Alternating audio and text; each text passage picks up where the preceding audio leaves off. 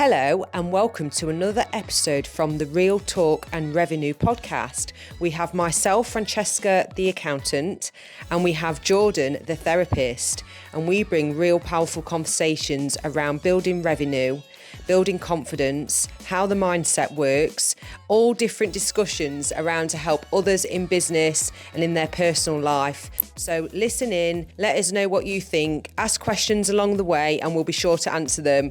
Enjoy.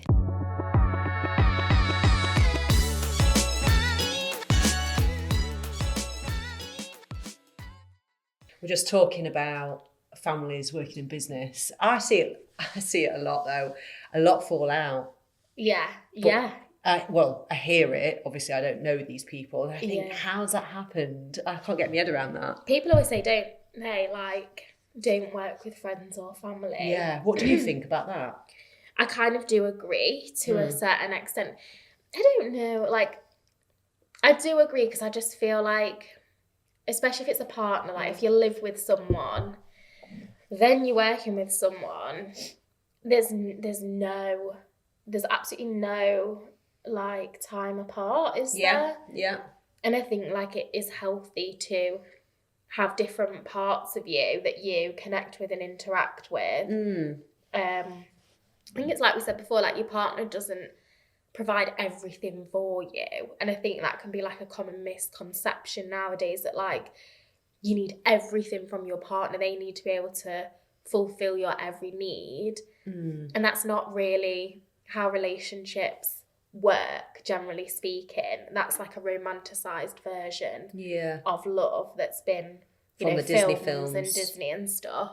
I wanted someone to come on a knight in shining armour and declare their love like Love Island. Yeah, and be Love Island. Oh my God. Be a support in every domain, but that's not how it works. No. Do you know there's this analogy that I really liked, and it was seeing a partner as a planet in your solar system. Yeah. They're a big part of it and you value that planet. Yeah. But you've got other planets in your solar system as well that, other relationships and friendships, or I like that. even things like your career that will fulfill you and give you confidence in other ways that we can draw upon to get a healthy, well-rounded so true. mind. Yeah, it's true. I believe that you can be friends and have family in your business, but you've got to be the one that leads to be able to do it. For example, you can't be immature, is what I'm trying to say, because you can't get the hump. The only thing you can do is have a conversation straight away, which I did with Bella the other day about something she brought up at work in front of Hannah that was our personal stuff to do with Luca. Got you. And I was thinking, I don't do this in front of everybody. But she wasn't doing anything wrong. No. But I thought, I don't want that. So what did I do? Calm the situation. Just no, we'll sort it out later. So then I messaged her just after and said, do you mind next time we just don't talk about that sort of stuff at work? Yeah. And she was like, okay. Yeah. And then I said it to Hannah. Oh, sorry about that the day. Yeah. Bella's only young. And straight away I nipped it in the bud. But you know what? I was actually quite nervous to say it to Bella because I thought she's going to think I'm all right. But who cares if she did? No. And it's just firming up the boundaries and developing a professional relationship and working relationship that is separate to home life, which is difficult to do. So difficult, but if you're going to have family and friends and make it work, there's a way of doing it. I do believe in that, and I know it's because I didn't have a manual. This is how to be an employer when I started Future Cloud. In fact, I didn't even know we would employ.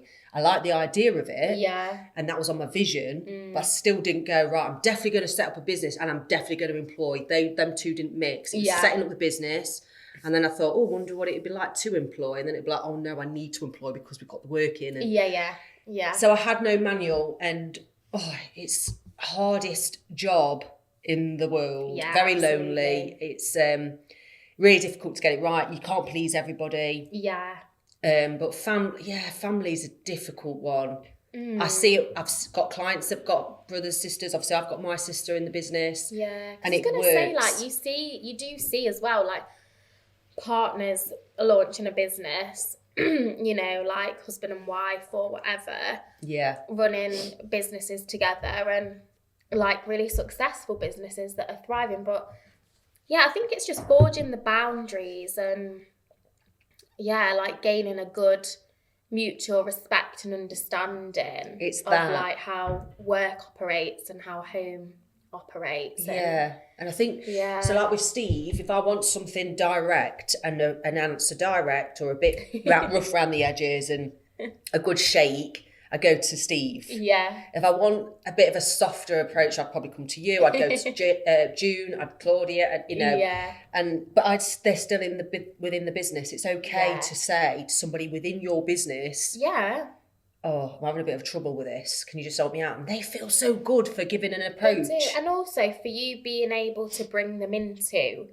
that world of, you know, what you're struggling with. Because I think as well, like as a business owner, as a manager, you know, a leader, a boss, like whatever, people can often think like, I don't know, like romanticize that in the, you're perfect. Like these things don't bother you. These things aren't a problem for you. Or they're strict, or the hate the term boss. Whereas when you come in and you show that human side, and also when you're consulting your employees on struggles or challenges within the business, it tells them that you value their input and their opinion. Like, what do you think of this? These are a bit challenging, aren't they? Or I was wondering about going into this area or dropping that. What are your thoughts? Like, it shows that you value them and their opinion on the work that you're doing and the projects you're doing. And I do so much. And it's like, in the past, I was always told, no, we don't need to ask them. We do what we want. And it used to frustrate me a little bit. And I'll be like, okay, because I'm still learning myself. So I thought, well, maybe that's right. But you know, where you're going along with something that's you've got screaming, but ideally you do it a different way, but you can't go against the grain because they're more operational anyway. And it's the same with, if I hired somebody to do a job, and this is going to be really difficult for me as well to do, like, let's say I hired someone to do the operations only, someone completely new. I have to listen to what their ideas are, for, even if I don't agree with it. And let them give it a go. Yeah, absolutely. Even if I'm thinking, I don't know. Yeah, because sometimes as well, you're going to be proved wrong. Because, I can't wait for that. Because I do now. Because you're hiring an expert, aren't you? Like, because you want their expertise and their experience in that area to grow and expand things in a way that you might not. It might just be completely new territory and you're going in blind. So even if it doesn't feel right, like it might just be because there's a lot more uncertainty for you, whereas they're making a decision from an experience where they think, like, I know this is going to work because I've seen it a million times before, like, you know, and like you say, you've got to allow them to take that risk, else what's the point in having them there? It's so true, and that's why this is the hiring better than you. Yeah. I had a question from a client, and it was something I was in a meeting with. I need to interrupt you. Go on. I messaged Hannah about the Wix stuff that was pissing me off and got her to do it.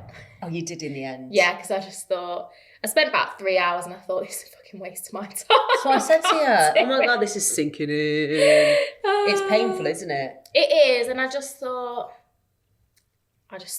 look, it's not worth it, is it? It's not worth it. It's not worth it. So I did. I caved and I thought, I know she doesn't charge through the nose for those things, because it was like, what would be 3 hours of my time? Honestly, I think it was about 30 minutes of her time. Do you know what I mean? So it's like, I caved. So there you go. I'm loving that. Yeah. How many times have I said on this, where's your time best spent? Yeah. Oh my God. Here we go again. So Steve, I know I annoy Steve. Okay, I do. Sees me as Miss Know-It-All. And I know, I said to him, I challenged him on it. I was like, so what? Why is that a bad thing? And he was like, oh, no, I'm not saying it's a bad thing. It's like, why would I not? Why can't I come across confident with my abilities? Yeah. Like, I know what that is and what that is. Yeah. He's got an issue with being told what to do. Right? Because he's a boss. He's a boss. He's a business owner. Yeah.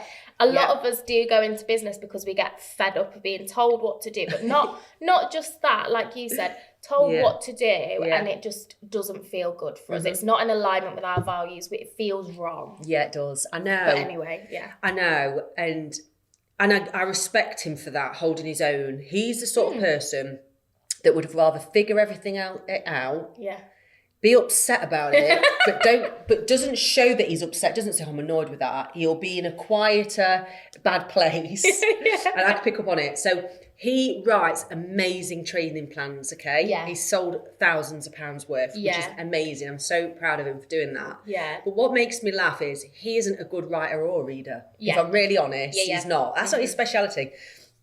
He says, I'm nearly finished 2 books. I was like, brilliant, because he has been working at them for a long time. And I said, have you ever thought about, though, Steve, getting a copywriter to do it? Because they will word it really punchy and have a way about them. He was like, but they won't be able to write a plan. I'm like, they won't, you're right. But you'd have to give them bullet points. Yeah. But wouldn't you prefer to be the creative looking at it, going, you need to put that in, you need to put that in? I really want to work with a very specific copywriter. Is it someone online now? It's someone I know from events. Is it someone in Newark? No, she's not Newark. Oh, right, okay. She's Sheffield based. Okay. She is one of the co-hosts of the In Good company. Because I need to come to that with you. You do. There's one in March. They've not released the tickets yet. It's the day before Hallie's birthday. Actually, it's the 6th of March. Perfect. But I really want to work with her, Rachel. Why? Because I just love I love her. I've seen her portfolio online, and obviously she's half of the brain behind the In Good company event, and I love the aesthetic and the feel that they curate. She's obviously so good at being creative with the writing. Yeah, at words and bringing your vision to life. That's why I said, Steve, you're the visionary. So I said before, didn't I, about copywriting? I was like, I don't think I could do it because they wouldn't sound like me. But with her, I'm like, I just feel like you'd get it, and you'd do such an amazing job. It's interesting you say that, because I know you was probably not against personal branding and someone doing it for you, because in theory they're a little bit of a copywriter, aren't they, and coming in as you. But they're not. They work very closely with you. Yeah. To bring what you are to life. I won't say to you, don't do any personal branding yourself, because that wouldn't make any sense. But copywriting, and I never thought to hear myself say this, because Steve's very AI looking into that and this, that, the other. It doesn't do what a copywriter can do yet. No, it doesn't. Ever can, I don't know. It doesn't. But yeah, it was interesting, because I spoke to me someone in the morning. He was like, well, what do I do? He struggles with what would he do then instead? Yeah. There's always someone to employ to do it. Yeah. I'm like, but you'll have clarity and space. For more ideas. Yeah. Yeah. But it's interesting, because I know this is the answers. I feel I know this is the answers, but I don't know for sure. No, you just think it's a good risk to take. It's an amazing risk. I'm like that when people don't like their jobs. I'm like, just quit. Just quit your job and do something else. And it'll all fall into place. But it's not that easy for people, is it? But I am a serial quitter. I know. Jobs. We need to work on some of this. No, but when it comes to jobs, I'm a serial quitter, because I don't believe... I love that statement, serial quitter. Yeah, but I don't believe in this sounds awful, but in massive corporations and businesses, remember I worked in the public sector, I don't believe in loyalty there. I don't, because you don't get it back from those organisations. So I think... if you're putting yourself in an uncomfortable or difficult situation, as in you're not happy, but you stay out of loyalty or even out of comfort and familiarity, it's the same in relationships. Same in relationships, listen to it. What's the point? I just don't see the value in it. If you know it's not working. I get that people have mortgages and things like that to pay. But I just think there's always other options. You've got to explore it, because there gets to a point where you won't stay anyway. But what are you going to do? Burn yourself into the ground? And obviously I have my own story of that anyway. Yeah. So interesting. It's like doing doing the unknown is amazing. So you don't know the outcome, but you should do that anyway. Yeah. So, for example, this isn't a good example, but this weekend we were at High Rocks and we didn't do the event. Yeah, right? One of my friends took part. I didn't realise she was there. Oh, that's but cool. She posted about it. Yeah, I know she's been doing it and she's been training. Bless her. I know she's got 2 kids and works as a nurse full time. Yeah, brilliant. Oh, bless her. Yeah. It was amazing. I say it was amazing. We got there late Friday because of the trains being slow and all the wind and this, that, the other. me and Steve were a bit grouchy with each other. Basically, I like to be so organised with who I'm going to speak to, what the game plan is, and Steve just wants to rock up and we'll interview a few people. Mm-hmm. He did message a few people to get timings in, but it took over our whole weekend. So we did 3 interviews, and when I say interviews, Steve's going out of his comfort zone by being the interviewer to the interviewee, sorry. And I was the filming, which is probably worse, holding the camera and making sure they're both in it and the sound is right. I can't believe, I'm thinking now, bloody hell. Anyway, I had this urge to say to Steve on the Sunday before we was coming home, why don't I just randomly go up to people? You film me, going up to people and asking them how their race was. Yeah. And then he wasn't encouraging, but he didn't say don't do it. Yeah, he never does, does he? No, he doesn't. So he didn't say, yeah, that's actually quite cool. That's funny. Let's do that. He was a bit like, well, where do you want to do it?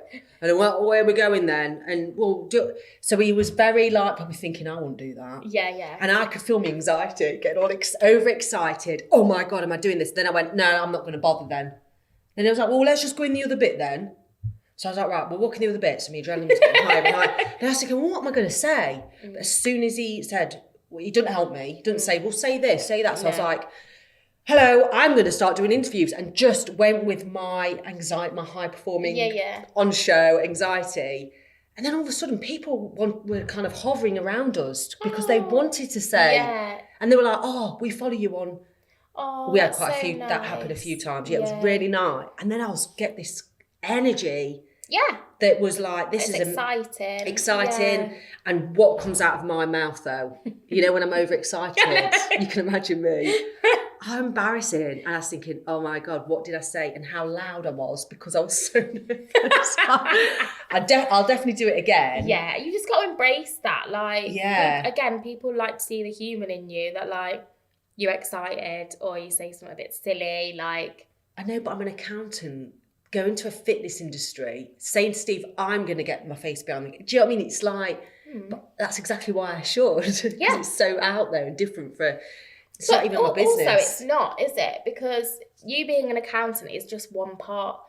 I know. And like, in the best way possible, you're not really an accountant anymore in a way. You've like grown into being a business owner and a director and, you know, doing like the like relationship side of things and, you know, like marketing and stuff like that. But even still, we all have a profession or an occupation or whatever you want to call it. And then we all have like hobbies, interests, you know, things we like to do that make us who we are. So like there's no rule on like accountants operate like this and your hobbies look like that. And it's so true. But it's the same with therapy as well. Do you know what I mean? A therapist going out, getting drunk, let's say, enjoying themselves at a weekend. Yeah, which I've done before. Exactly. But then you will be feeling a bit like an imposter. Yeah, I used to think, oh God, what if someone saw me? They'll think you're so unprofessional. Yeah, and it's silly. And now I help my clients by like using some of my situations as examples to highlight we're all human. Like, yes, we might have a job that we like to kind of like be more professional in, or you know, but you're still a human being and no one's expecting perfection from you. Like, it's just unrealistic. And if they are, it's kind of like, who are you to judge? Like, who are you to judge? Do I want you to be my client?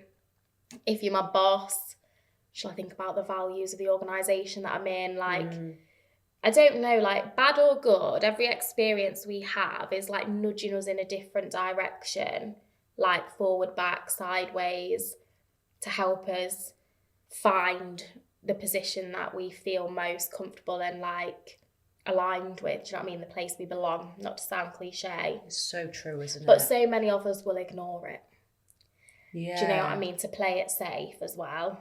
Because our bodies and our minds, they're to keep us safe. Oh, yeah. You're born with this protection or something. We're hardwired for survival. And our brains so interesting, isn't it? Like, developed. Our society and, you know, we have evolved at a pace that our minds haven't quite kept up with in a way. Because our brains are hardwired for survival. We're hardwired to seek out threat and avoid it, you know. Yeah, well, I do that all the time. But threats aren't what they used to be. We're more comfortable than we've ever been in the Western world. Like, we have roofs over our heads. There's not really food scarcity for most of the population. We're not at threat from predators in the same way that we once were, i.e. like tigers, bears, etc. Oh, yeah. So our threats become more perceived, social. And it's more a threat of being rejected from a tribe. It's interesting you say that, because Steve said this morning when I said, I did my run, because I did a run this morning and I didn't enjoy it because I knew I had to go that a little bit harder. Yeah. And he said, don't listen to yourself. You're so, he's picked up on this, you're so hard on yourself and you're so, like, because I'll say, I can't do it. Like, I'm scared to do the High Rocks Pro. It's like months and months away and I'm already going, as if I'm going to get through that, because I watch people at the weekend. And that's me. And I think the more you tell yourself that, and this is why I'm going to really reframe it, the more you're going to keep yourself safe. Yeah. And that's what my body is doing, keeping myself safe. Yeah, don't it. Push your Actually, boundaries. don't bother. Maybe you could just do what you've been doing already. Like, it's the comfort zone, isn't it? And fear of the unknown. People don't like the feeling. This is so true. And I don't know if it was my sister or someone said it, where they don't like the feeling of your heart rate elevating. Yeah. Because it's a similar feeling to the nerves and adrenaline that people find it is an uncomfortable feeling. Yeah. But really embrace into that. It's really strange, because you almost come out stronger the other side. 100%. Yeah, because you've broadened your comfort zone then. Yeah. You've done it. Like, it's an achievement. You'll feel good from it. Yeah. It's not saying you have to do everything. You pick what you'd works. Like to achieve. Like, yeah, who do you look at and think, I wish I could do that? Well... Yeah, who do you look at then? Be really honest with this. Who do I look at? Fitness and in business. Business-wise, it's the podcaster I always go on about, Francesca Amber. She talks about law of attraction and manifestation. Have you met her yet? Yeah, at a dinner gathering. It was really cool. And I like her because I love manifestation and the law of attraction. I think there's so much overlap with mindset work and like therapy, and where our focus of attention is, like moving us towards our goals. So I love that so much. And I really like her because, a bit like you really, she's just a normal person that's overcome really challenging circumstances. She's like a single parent of 3. Twins that are like 4 years old, and a daughter I think that's like maybe 8 or something like that. Lost a business during the pandemic in London. What was the business before? Like a spray tanning studio and brows, stuff like that, like aesthetic type bits. And split with her husband and had to move back to London in a tiny apartment on her own. She's had like loads of challenges. But she's like developed this, I think she's number 1 podcast in the UK for self-development. Oh, I love that. And for the most part, it's like all women and gay men that follow her. Yeah, fair enough. And she's just built like an empire, basically. Yeah. Doing what she loves doing and what she's really passionate about. And on her own terms as well. Yeah. Like, she's like declined book offers and things like that from like big publishers because it doesn't align with her values, and she's got a book deal with someone else now. So like career-wise, I think I like that because it's unconventional, it's true to her values. She's a woman in business and very successful, like financially and just like in terms of like fulfillment and well-being. I know, I love that when you said financially successful, because that looks different on everybody, but I think we're allowed to say. It does, and I just think it's so important for women. Yeah, it is. To talk more about money. And wanting to earn more than their partners if they want. And just... with kids as well, if they want. You know, it's absolutely. Interesting. Yeah, so I like that. And it's the same for you, really. I like people that make you challenge the excuses that you might give yourself, or the limiting beliefs, like, I can't do that because I've got a baby, or I'm not able to do that because I don't have a partner, or I've not got any savings, or I'm in debt, or, you know, whatever it might be. It's kind of like, no, you can still do it. Yeah, it's so true, isn't it? So I love her. Fitness-wise, there's... Yeah, no, you're not. But do you avoid it just because you're not in that headspace? I don't headspace? avoid it. Like, I follow different people.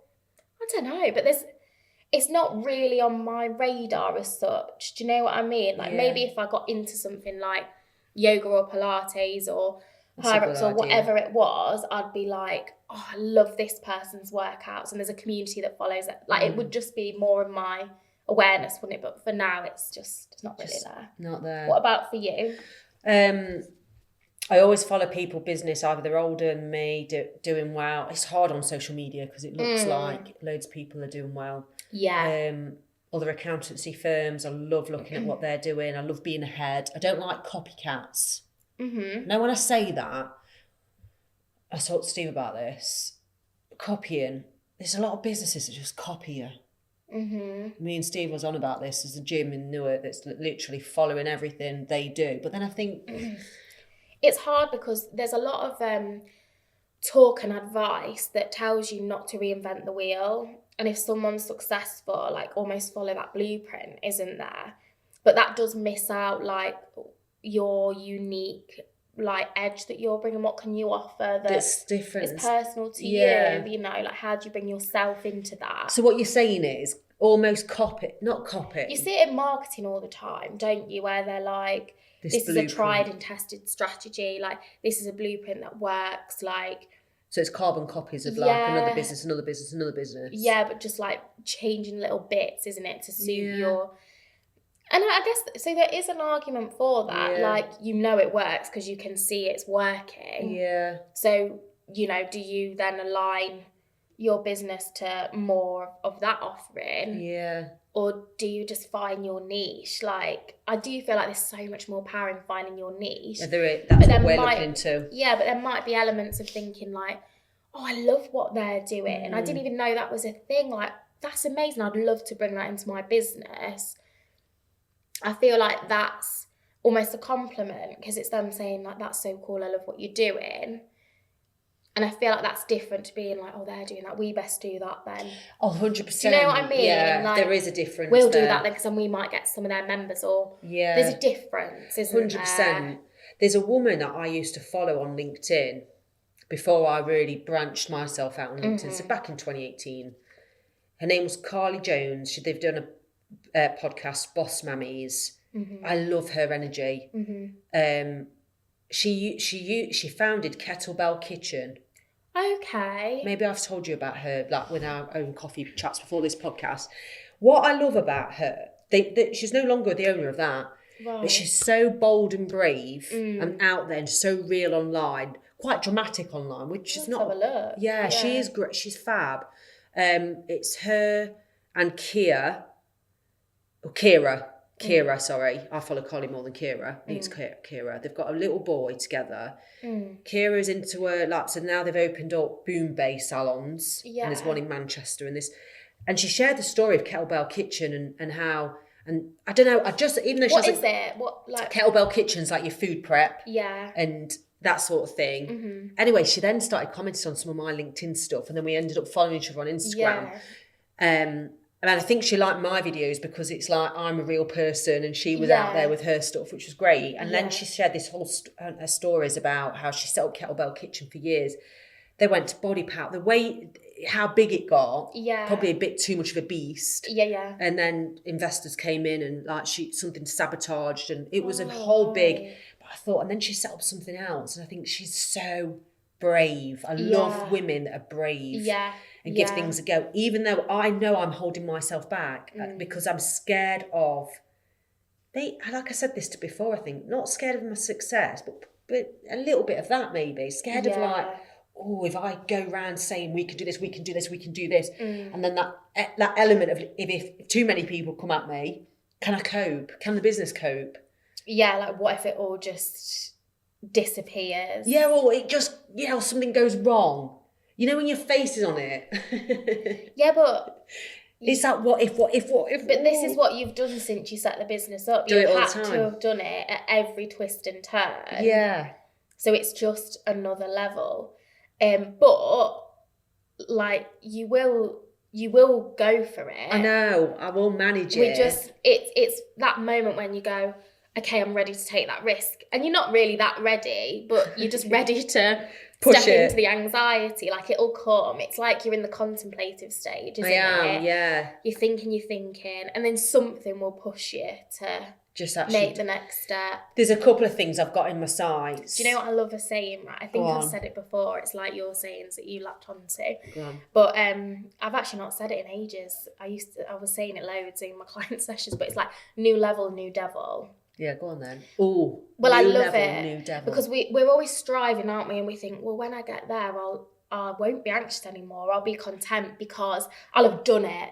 And it's like, no, new level, new devil all the time. Like when you level up, you have another worry. It's something else though. It's not like what it was a year ago or, you know, like for example, in personal life, like my worries now as a mum, like the things I might have worried about before, I'm like, what? Why? Yeah. Do you know what I mean? And then God, do you remember when I used to worry about that? Look at me now. Yeah, and for example, like when I had a newborn, oh my God, crippling anxiety. Well, now some things have got easy, but it's new level, new devil. Like other worries, like am I doing enough for her? Are we doing enough activities? Is she eating the right food? Like, am I modelling good enough habits already? Like I need to make sure, you know, it's just new level, new devil. And in personal life and in business. New level, new devil. I can't We need to make a song out of this. Now. How can it go? No new songs. Level, new devil. I like that because that's going to be our thing. Yeah, I know. Real talk and revenue. We need a little song at some point. Real talk and revenue. I know. Yeah. I truly believe I can help people make more money though. I truly, and I said this to Steve, and I think I said it. Oh no, I said it to a potential new employee. Oh, we hired, by the way. Oh, you did? Yes, but I knew there was, you know. Yes, yeah. So the business is still growing nicely, and obviously I'll update once the signed, sealed, delivered's done because we've been there before. Yeah. Hiring is the hardest job in the world, but we're getting there. There's something that I want to do, but it scares me. Basically, I've applied to speak at an event. You have to apply in London for two speaking slots. So I've sent them off. I'll update you if I get them. But the content I've done is quite brave. And it's talking about how I built the business, but the change in the business and why I've had to do this. Yeah. It actually makes my stomach flip. But I also know it's about leadership and management style and changing things that you don't believe in. So I'll keep you posted on that. Yeah. But I should know by sometime in Feb. Yeah. Exciting. It's exciting, but why do I almost think... It's like you put yourself out there and then you'll get it and you'll be like, no, I don't want it now. I don't want it. But I also, I do these things as well to show other women and men that push your boundaries because better stuff does come. Even if it's a speaking event that you're not going to get a client from. I know it's not. But you know the content. I remember just speaking at your NYP social that time and it would have been so easy to be like, no. Yeah, I might not get anything from it as in... and not even that, but just like standing in front of a crowd of people and talking. Like how many people would have been there? Like 60 I think it was about something 60 or like 70, that. yeah. Like not loads, but still like... people are looking at you, listening to what you're saying, like, and you feel open to criticism and judgment. And that in itself, I remember, like, feeling excited about and okay with it. And then the day before thinking, like, why have you done that? Yeah. Why have you done that? It's almost overwhelming enough to say, I don't want to do it now. I don't want to do it, I don't feel well. Can't do it, don't want to do it. Yeah. Like... But could you imagine Luke wasn't there? So at least you had that person who had to be more vulnerable than you. Yeah, true. And you were like... Yeah. So just to give it some context, everybody. used to run social events and I'd get inspirational speakers. And Luke is Steve's business partner who went through like a bad time. Yeah. You helped him through that. But I feel like his story was going to resonate with a lot of people. Absolutely. So he came and did the speaking and then you was next to him. Just doing a bit. As in from like... a therapy perspective. Yeah, which was really, really, really good idea actually. It really worked. Yeah, but just say Luke was removed, would you be even worse, do you think? Yeah.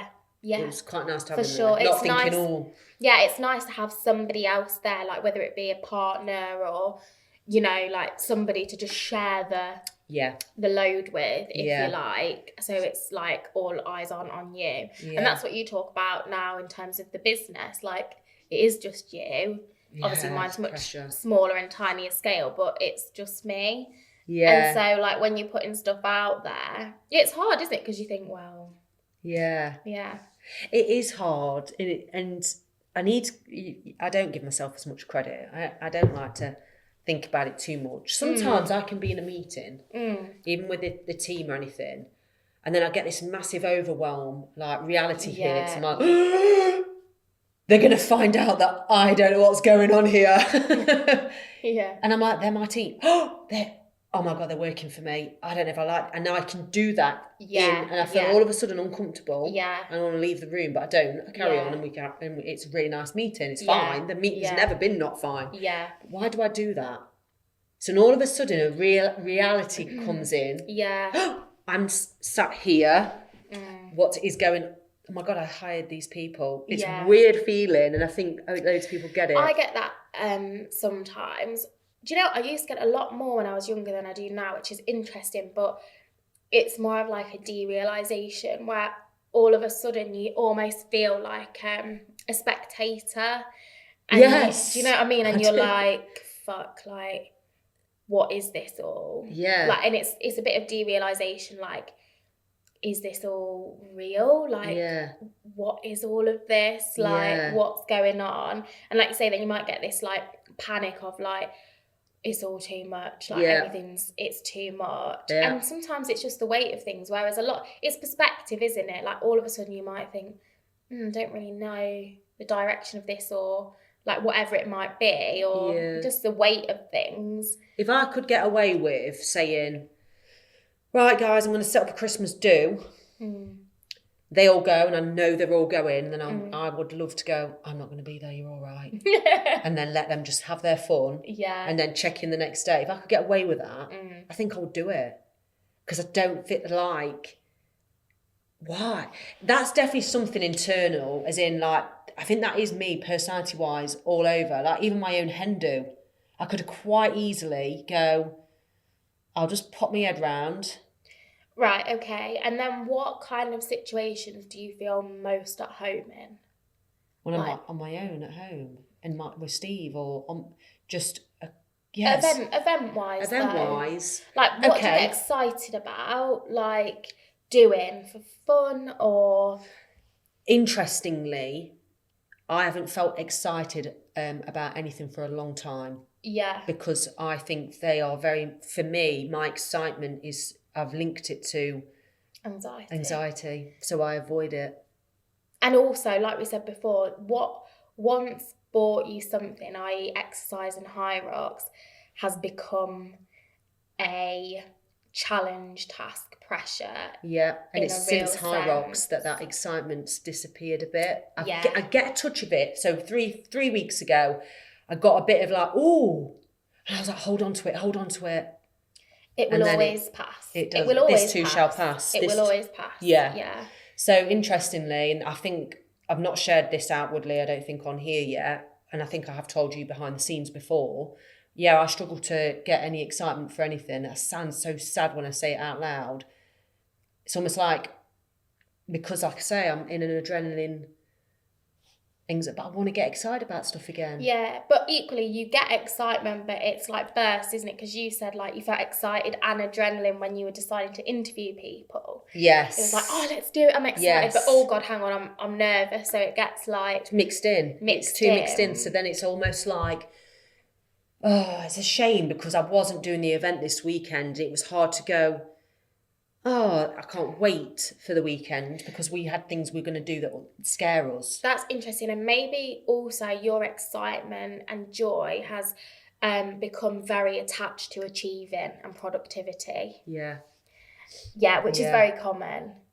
So that's something to think about and address. Whereas for me, right, if you ask me like, where do I feel most at home and what am I excited about? It would be like one of those In Good Company events. I just love them. Like they just feel like there's like a little sit down dinner. There's some panel speakers. I get to chat to women that are like-minded. Some people drink, some people don't.